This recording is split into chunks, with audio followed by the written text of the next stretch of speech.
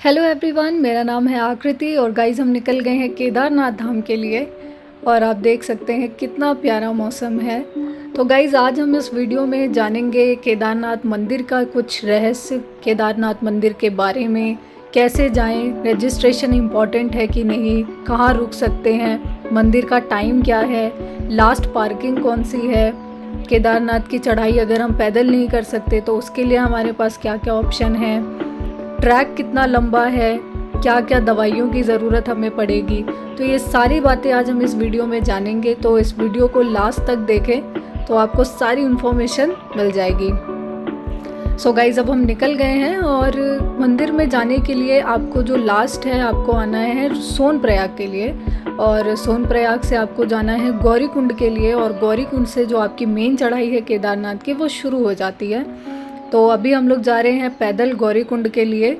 तो अगर आप गौरीकुंड के लिए कमर्शियल गाड़ी से जाना चाहते हैं तो उसकी लाइन अलग लगती है। अगर आप पैदल गौरीकुंड जाना चाहते हैं तो उसकी लाइन अलग है।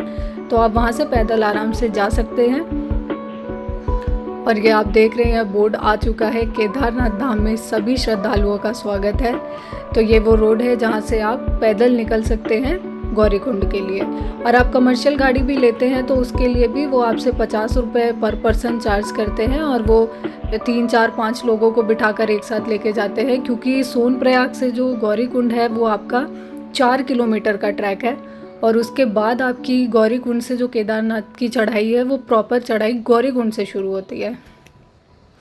तो गाइज़ हमने यहाँ पर घोड़ा कर लिया है क्योंकि हमारे पास एक ही दिन का टाइम था, हमें एक ही दिन में चढ़ना भी था और वापस भी उतरना था, इसलिए हमने घोड़ा कर लिया है।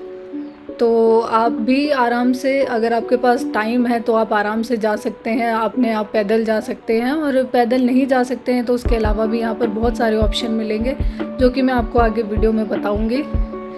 तो सबसे पहले जानते हैं केदारनाथ धाम के बारे में। तो केदारनाथ धाम हमारा सिचुएटेड है उत्तराखंड रुद्रप्रयाग डिस्ट्रिक्ट में, और जो कि है हमारा मंदाकिनी रिवर के पास, जिसकी ऊंचाई 3584 मीटर है। इसके अलावा जो ये मंदिर है, ये सब जानते हैं कि डिवोटेड है लॉर्ड शिवा को। और केदारनाथ धाम 12 ज्योतिर्लिंग में से एक माना जाता है। और सबसे ज़रूरी कि वो गढ़वाल की पहाड़ियों के सबसे ज़रूरी 5 मंदिर, जिसे पंच केदार भी कहते हैं, उनमें से सबसे ज़रूरी मंदिरों में माना जाता है। और आप देख सकते हैं कि इस टाइम केदारनाथ के कपाट खुल चुके हैं और कितनी भीड़ है, बहुत सारे लोग आए हुए हैं। ये नया रास्ता है, नीचे 2 रास्ते बनाए गए हैं। जैसे इसमें डोली, पालकी, घोड़े, सारे रास्ते और पैदल भी सब लोग एक साथ ही एक ही रोड यूज़ करते हैं। लेकिन उसके अलावा भी नीचे ये एक नया ब्रिज बनाया गया है जो थोड़ा सा लंबा है दूसरे रूट से, लेकिन ये आपको आराम से घोड़े से आप इससे जा सकते हैं। तो गाइज़ अब जानते हैं कि केदारनाथ धाम के पीछे का रहस्य। तो बहुत सारे लोग जानते हैं कि जो केदारनाथ धाम है वो पांडवों ने बनवाया था।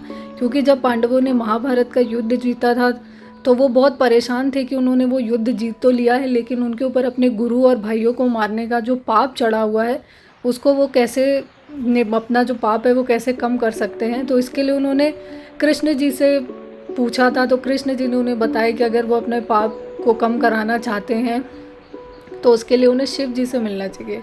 लेकिन शिव जी उनसे बहुत छुप रहे थे। वो द्रौपदी को लेकर पांडव निकल गए, शिव जी को ढूंढते रहे, शिव जी उन्हें नहीं मिले।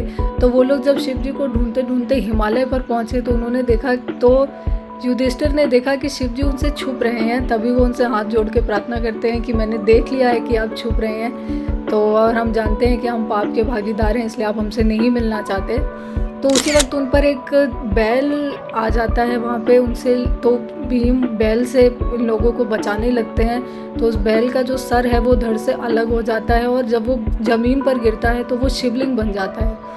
तो जब वो शिवलिंग बन जाता है तो शिव जी प्रकट होते हैं, उन्हें दर्शन देते हैं और उन्हें पाप से मुक्त करके स्वर्ग का रास्ता देते हैं। इसीलिए केदारनाथ को स्वर्ग के लिए भी माना जाता है कि जो लोग वहाँ पे जाते हैं या मानते हैं तो वो मुक्ति के लिए भी है। तो इसलिए उन लोगों ने शिवलिंग की पूजा की और वहाँ पे केदारनाथ धाम बना। तो अब आप देख रहे हैं हम लोग काफ़ी ऊपर यहाँ पर पहुँच चुके हैं। ये वो कैंप साइट हैं जो आपको ऊपर मिल जाती हैं। मंदिर से आपको 4-5 किलोमीटर पहले से ही कैंप साइट्स मिलनी शुरू हो जाती हैं। अगर आप आराम से जाना है और स्टे करके आना है तो आप दिन में चढ़ सकते हैं। जब आप वहाँ पहुँच जाएंगे तो आप रात में कैंप साइट पर रुक सकते हैं और सुबह दर्शन के लिए लाइन में लग सकते हैं। इसके अलावा आप सोनप्रयाग में भी होटल वगैरह ले सकते हैं, लेकिन भीड़ बहुत ज़्यादा है तो अपना जो भी आपका स्टे वगैरह है उसे एडवांस में बुक करके जाएं। और गाइस ये लास्ट, अगर आप घोड़े से जा रहे हैं तो ये लास्ट आपका यहाँ पर घोड़े की पार्किंग होती है, मतलब घोड़े यहाँ पे लास्ट रोक दिए जाएंगे। इसके बाद मंदिर के लिए आपको पैदल ही जाना है, ज़्यादा दूर नहीं है, 3-3.5 किलोमीटर है। इसके बाद आपको मंदिर मिल जाएगा। जिन लोगों को परेशानी है पैदल चलने में वो घोड़े, पालकी, डोली और हेलीकॉप्टर भी इस्तेमाल कर सकते हैं चढ़ाई के लिए। और हेलीकॉप्टर के लिए भी आपको ऑनलाइन पहले से ही करना पड़ेगा रजिस्ट्रेशन। और गाइज़ अगर आप केदारनाथ या 4 धाम यात्रा प्लान कर रहे हैं तो प्लीज़ अपना रजिस्ट्रेशन 4 धाम का, 2 धाम का करवा कर आएँ, उसके बिना ना आए। भीड़ की वजह से वहाँ से काफ़ी लोगों को वापस भी किया जा रहा है।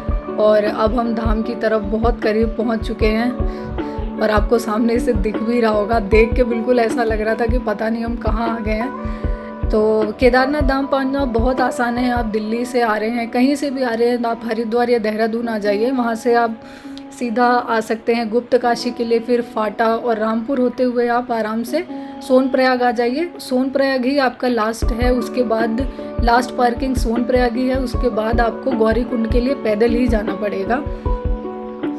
आप देख सकते हैं मेरे पीछे ये कितना प्यारा व्यू, ये सारी पहाड़ियाँ हैं। और जैसा कि मैंने आपको बताया कि जो केदारनाथ धाम है वो मंदाकिनी रिवर के पास है। और ये है वो भैरव जी का मंदिर जो कि हमारा केदारनाथ धाम से बिल्कुल पीछे की तरफ है।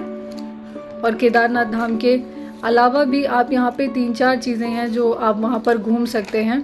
इसमें आपका गौरीकुंड आ जाएगा, चोराबारी ताल आ जाएगा, ये भैरव टेम्पल आ जाएगा, वासुकी ताल आ जाएगा। देख सकते हैं आप ये मंदिर। यहाँ पे बहुत लोग इतनी श्रद्धा से आते हैं। मैंने वहाँ पे इतने सारे लोगों को देखा जो कि पूरा न क्या बोलते हैं उसको, बहुत ज़्यादा खुश हो जाते हैं यहाँ पे आके कि उन्हें समझ में ही नहीं आता है कि वो कैसे रिस्पॉन्स करें। अगर आपको पीछे दिख रहा होगा तो वो लाइन है जो दर्शन के लिए अंदर लाइन लगती है। और हम लेट पहुँचे थे, तो हम पहुँचे थे वहाँ पर 3 बजे, तो हमें किसी ने बोला कि मंदिर अब बंद हो गया है। तो ऐसा नहीं है गाइस, शाम को भी मंदिर 4:30 बजे 5 बजे खुलता है, तो आप दर्शन कर सकते हैं। अगर आप लेट भी हो गए हैं तो आप आराम से आके लाइन में लगना शुरू हो जाएं और आपके दर्शन आराम से हो जाएंगे। इसके अलावा गाइस, क्योंकि केदारनाथ धाम बहुत ऊंचाई पर है तो वहाँ पे सांस लेने के लिए और भी अगर एज्ड लोग हैं तो उन्हें प्रॉब्लम हो सकती है। तो धाम से ही पहले, काफ़ी पहले 1 किलोमीटर पहले ही वहाँ पे मेडिसिन के लिए उन लोगों ने एक छोटे काउंटर बना रखे हैं। वहाँ पे आपको सब तरीके की मेडिसिन मिल जाती है। वो बिल्कुल फ्री ऑफ कॉस्ट है, आपसे कोई चार्ज नहीं करते हैं। लेकिन आप तब भी अपनी दवाइयाँ ज़रूर लेके चलें। जिन्हें सांस की प्रॉब्लम होती है वो अपने साथ कपूर लेके चलें। और इसके अलावा मेडिसिन ही आपको लेनी है जो कि सबसे ज़रूरी है। इसके अलावा आपको कोई परेशानी नहीं है। वहाँ जाके आप वैसे भी सब भूल जाएंगे कि आपको कोई परेशानी हो भी रही है। और ये जो गाइज़ आपका ट्रैक है केदारनाथ का, ये 16 किलोमीटर का ट्रैक है एक तरफ से। जब आप गौरीकुंड से जो ट्रैक है वो स्टार्ट करेंगे तो सोनप्रयाग तक आपको आना है। सोनप्रयाग आपकी लास्ट पार्किंग है। उसके बाद आप आएंगे गौरीकुंड के लिए। सोनप्रयाग से गौरीकुंड 4 किलोमीटर है और गौरीकुंड से केदारनाथ आपका 16 किलोमीटर का ट्रैक है। आप देख सकते हैं धीरे धीरे शाम हो रही थी और ये पूरे बादलों ने मंदिर को एकदम घेर लिया था। सब कुछ बादलों के अंदर हो गया था। तो गाइज़, अगर आपको ये वीडियो पसंद आई तो प्लीज़ चैनल को लाइक करें, शेयर करें, सब्सक्राइब करें। और अगर कोई भी चीज़ मुझसे रह गई हो तो मुझसे कमेंट सेक्शन में पूछें। Thank you.